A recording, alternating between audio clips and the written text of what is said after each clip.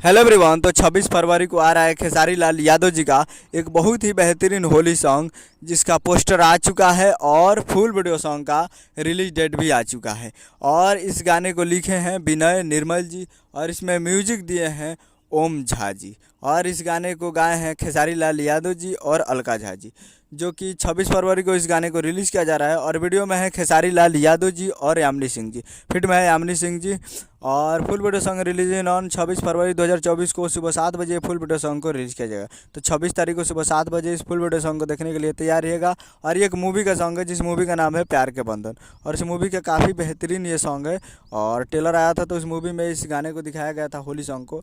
तो ट्रेलर अभी तक आप प्यार के बंधन को नहीं देखे हैं तो जाइए और जाकर खेसारी लाल यादव जी के सर्च मारिए प्यार के बंधन और देखिए ट्रेलर को, जो कि काफ़ी बेहतरीन सॉन्ग था। और उसी सॉन्ग को फुल वीडियो सॉन्ग में रिलीज़ किया जा रहा है।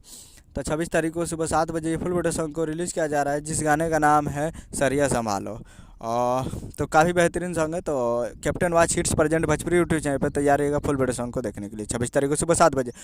उम्मीद कर रहा हूँ वीडियो अच्छा लगा तो चैनल को सब्सक्राइब लगा। मिलते अगले वीडियो। जय हिंद, जय भोजपुरी।